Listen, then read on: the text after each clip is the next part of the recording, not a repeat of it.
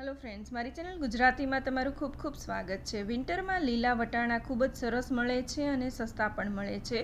तो अत्यारे फ्रेश वटाणानी आवी रेसिपी बनाववी जोईए जे एकदम बनाववामां इजी छे। बहु ओछा इन्ग्रीडियंट थी बनीने तैयार थई जाय छे पण एकदम हेल्धी अने बहु टेस्टी छे।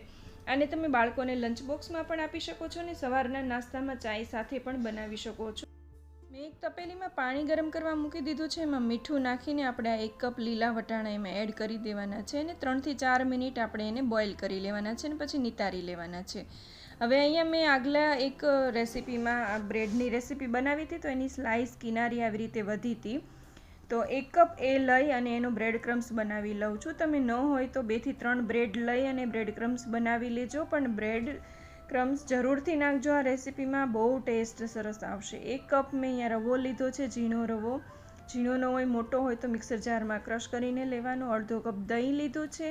આ ત્રણેય વસ્તુ મિક્સ કરી દેવાની અને એને આપણે સાઈડમાં મૂકી દઈએ તો રવો છે થોડો પલળી જાય। એને આપણે સાઈડમાં મૂકી દઈએ અને એક મિક્સર જાર લઈ લેવાનું છે। એની અંદર આપણે જે બોઇલ કરેલા લીલા વટાણા છે એ લઈ લેવાના છે। વટાણાને બોઇલ થતાં બિલકુલ ટાઈમ નથી લાગતો।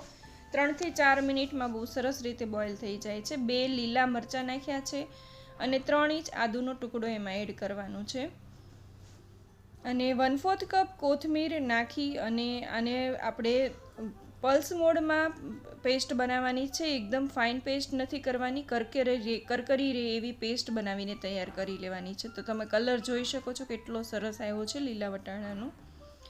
એ આપણે બ્રેડ ક્રમ્સ અને રવાના મિક્સરમાં એડ કરી દેવાની છે અને બહુ જ ઓછા મસાલામાં ઘણા બધા શાકભાજી સાથે આ રેસિપી તૈયાર થશે ને બહુ જ સરસ લાગશે।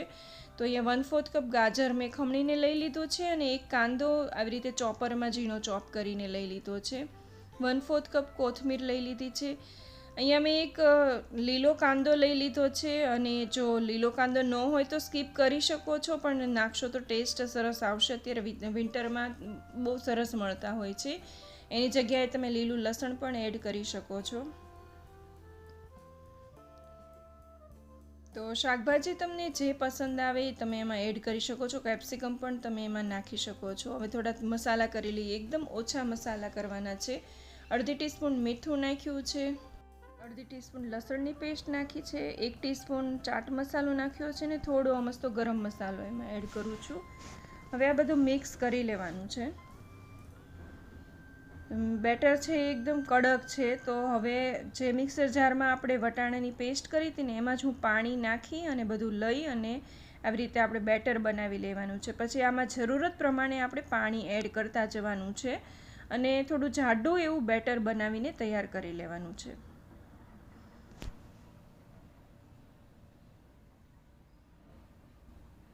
તો આમાં આટલા જ મસાલા પડશે અને શાકભાજી તમને જે ભાવતા હોય એ તમે એડ કરી શકો છો। તો ખૂબ જ સરસ રેસિપી નાસ્તો બનીને તૈયાર થઈ જશે। અડધી ટીસ્પૂન ખાવાનો સોડા લીધો છે। જો તમે ઈનો યુઝ કરતા હો તો 1 ટીસ્પૂન જેટલો ઈનો એમાં નાખી થોડું પાણી નાખી અને હલકા હાથે આને મિક્સ કરી દેજો, એટલે બેટર છે એકદમ સરસ રીતે ફૂલી જશે અને અંદરથી પણ કાચું નહીં રહે। તો આપણું બેટર બનીને તૈયાર છે। અહીંયા મેં નોનસ્ટિક પેન ગરમ કરવા માટે મૂકી દીધો હતો। તમે જે વઘાર કરો છો એ વાળા નોનસ્ટિક નાના પેનમાં પણ બનાવી શકો છો। આવી રીતે આવી મારી પાસે પોળું નોનસ્ટિક પેન છે તો હું એમાં બનાવી રહી છું અને જો તમારી પાસે અપમ પેન હોય તો એની અંદર પણ તમે બનાવી શકો છો। તો એવી રીતે નાના નાના અપમ બનાવીને બાળકોને લંચ બોક્સમાં આપશો ને તો બહુ જ પસંદ આવશે। આમાં નીચે થોડું તેલથી ગ્રીસ કરી અને આવી રીતે જાડું એને પાથરી દેવાનું છે। પછી ઉપર તેલ લગાવીને એને ઢાંકીને આપણે 1 થી 1.5 મિનિટ પકાવવાનું છે। 1.5 મિનિટમાં એકદમ સરસ રીતે નીચેથી ઉખડી જશે। તો એને બધી બાજુથી કિનારીએથી ઉખાડી અને એને પેનને હલાવશો ને નીચેથી એટલે તળિયું એનું છે ને એ છૂટું પડી જશે। હવે તમે આવી રીતે એક ડીશની ઉપર પેન આવી રીતે કરશો એટલે પુડલો છે તમારો એની અંદર આવી જશે। હવે ફરીથી આપણે એને નીચેની સાઈડથી શેકાવા માટે મૂકી દઈએ। થોડું તેલ સ્પ્રિંકલ કરી દેવાનું છે અને એને ઢાંકીને 1 થી 1.5 મિનિટ માટે આપણે થવા દઈએ। ખૂબ જ ઓછા ટાઈમમાં બનતો આ એકદમ ટેસ્ટી અને હેલ્ધી નાસ્તો તમે જરૂરથી ટ્રાય કરજો। જો ન ટ્રાય કર્યો હોય તો રેસિપી સારી લાગી હોય તો લાઈક જરૂરથી કરજો અને હજી સુધી ચેનલને સબસ્ક્રાઈબ ન કરી હોય તો કરી લેજો આવી નવી નવી રેસિપી માટે। અને લીલા વટાણાની તમને કઈ રેસીપી વધારે પસંદ છે મને કોમેન્ટમાં લખીને જણાવજો. Thank you for watching.